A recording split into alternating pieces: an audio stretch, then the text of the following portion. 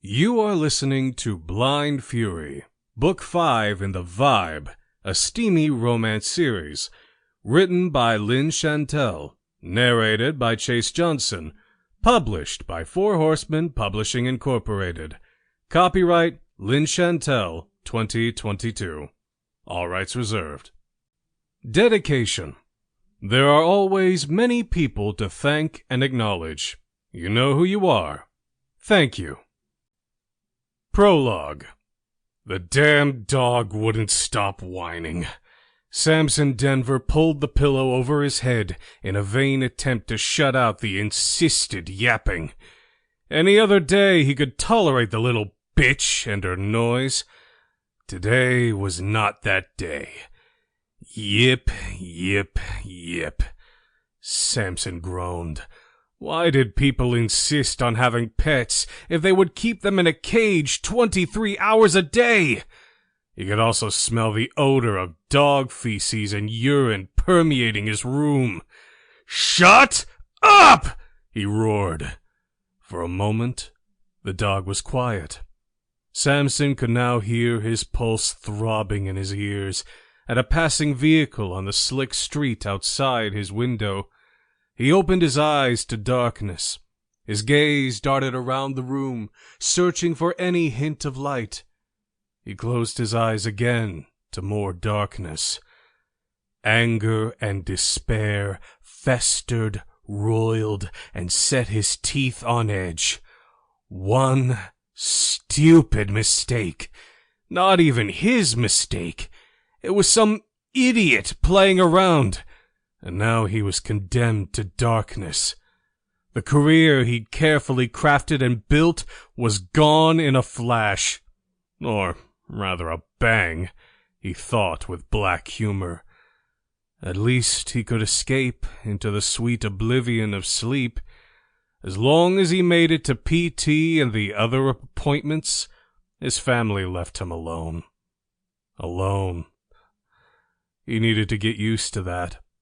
What woman would want him now?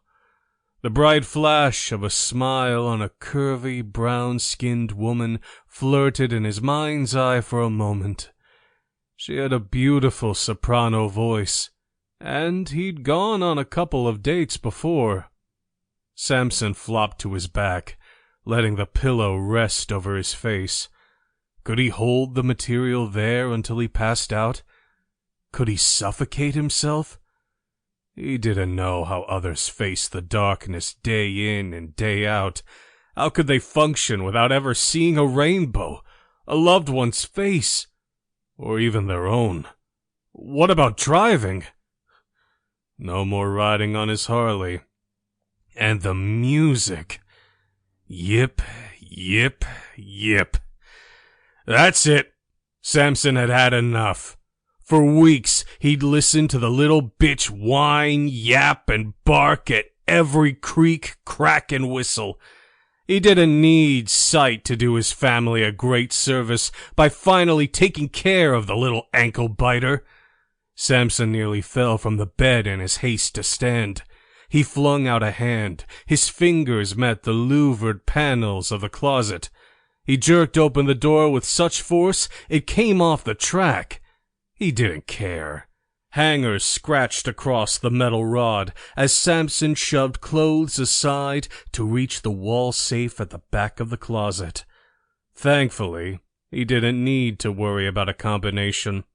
He couldn't see the blasted numbers anymore anyway. He pressed his thumb to the pad and heard a click. He patted the inside of the safe until his fingers curled around a familiar weapon. He didn't need his eyes to check if there was a round chambered. There was.